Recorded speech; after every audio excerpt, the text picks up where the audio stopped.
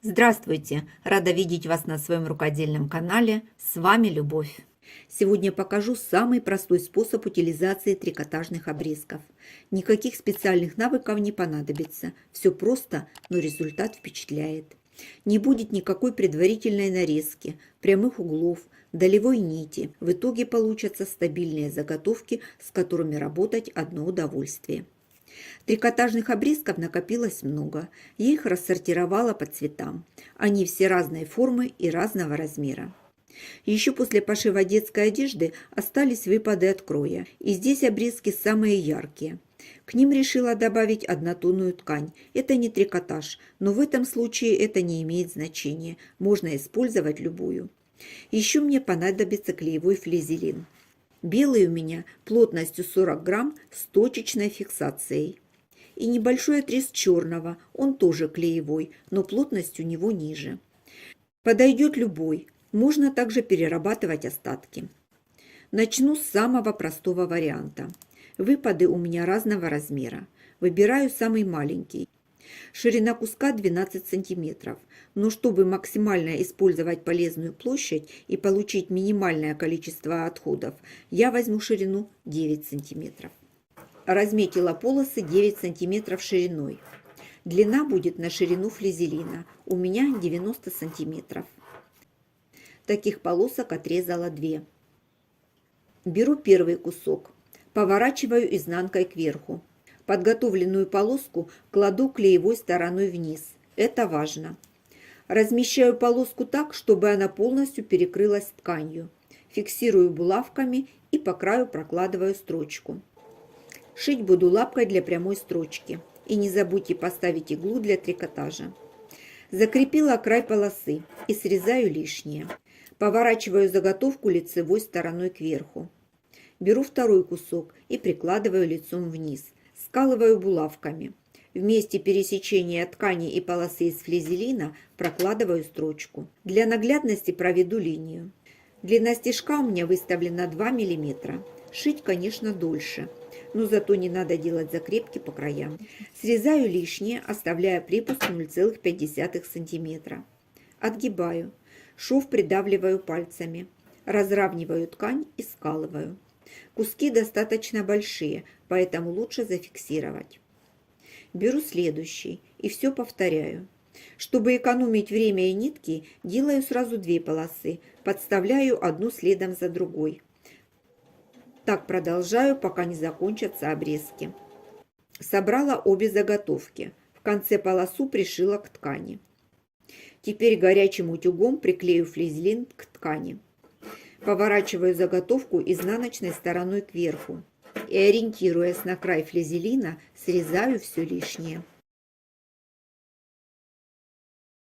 Дальше подбираю контрастную ткань. На основной ткани у меня есть голубой и зеленый цвет. Остались небольшие обрезки, из них я тоже буду собирать заготовку. Отрезала из флизелина 2 полоски шириной 5 см. Из голубой ткани нарезала приблизительно одинаковые прямоугольники. Собирать буду также, чередуя цвета. Заготовки собрала и проутюжила. Обрезаю все лишнее. Соединяю полоски между собой. Заготовки соединила попарно. Припуски отогнула на сторону широкой заготовки. По лицевой стороне проложила отделочную строчку. Полученные детали можно соединить между собой и использовать как полотно. Я соединять не буду. Планирую шить на Пасху корзиночки, и, на мой взгляд, такая заготовка идеально подойдет для подкладки. Чтобы заготовки не гладить лишний раз, храню их в рулончике. Так точно ничего не помнется. Край фиксирую булавкой. С одними обрезками разобралась. Из черно-белых лоскутов собрала вот такую заготовку. Полоски пришивала как прямые, так и под наклоном. Решила, что хочу линии на рисунке пришить вертикально, а остальные элементы уже с наклоном. Как пришивать обрезки под наклоном, покажу дальше, а сейчас приведу в порядок эти заготовки, пока они выглядят не очень. Сначала проутюживаю с лицевой стороны. Полосу слегка натягиваю, чтобы получилась прямая линия. Разглаживаю швы и слежу, чтобы не было заломов. Трикотаж хорошо сутюживается, и если есть небольшие погрешности, можно все исправить. Переворачиваю заготовку и теперь уже хорошо приклеиваю флизелин.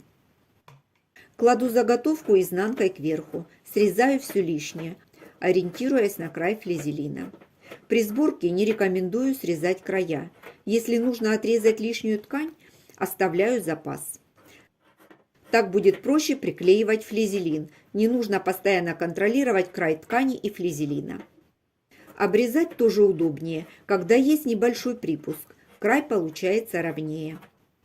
Одна полоска – такой более цветочный вариант, и две с текстом.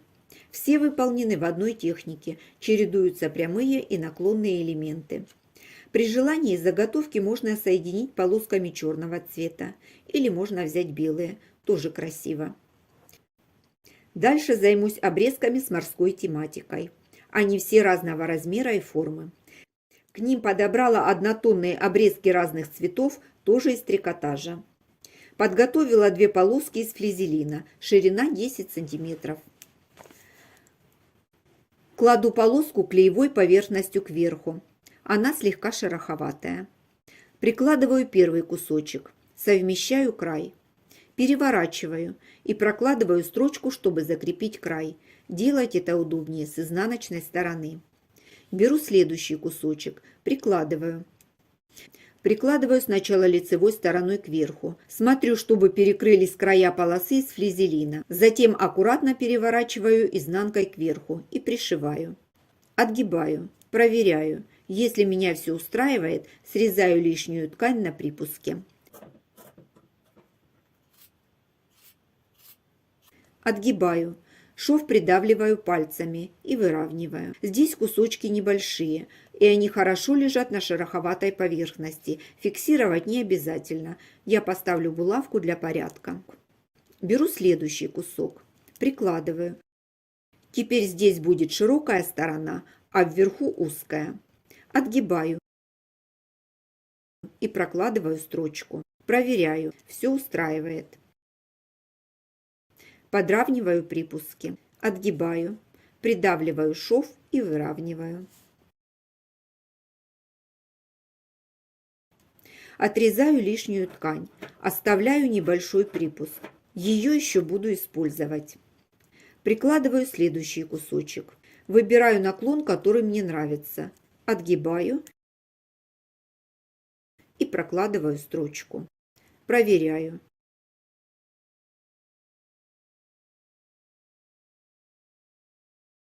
Срезаю лишнюю ткань.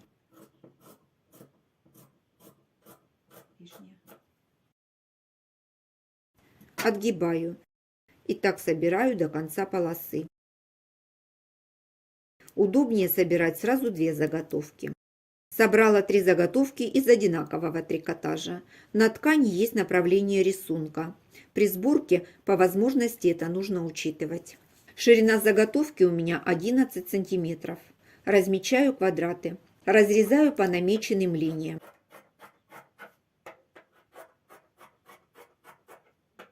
Из однотонной ткани бежевого цвета вырезала полоски шириной 3,5 см. С их помощью буду соединять квадраты между собой. Важно, чтобы ткань на полосках была стабильная. Разложила квадраты по рядам и на 4 ряда пришила ленту. На последний ряд пришивать не нужно. Разрезаю на отдельные детали. Отгибаю полоску. Сверху кладу следующий квадрат той стороной, где нет полоски. Выравниваю края, скалываю булавками и прокладываю строчку. Соединила квадраты в полосы. Проутюжила. Припуски заложила навстречу друг другу. Срезаю лишнюю ткань. Соединяю полосы между собой при помощи таких же полосок.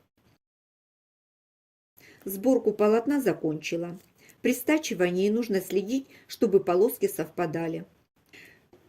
Ширину полосок можно брать любую, но не меньше 2,5 см, если припуск 0,6 см. Изнанка получается аккуратная, все чисто и красиво. Размер полотна в готовом виде. ширина 35 сантиметров, длина 58 сантиметров. Заготовку складываю и сворачиваю в рулон.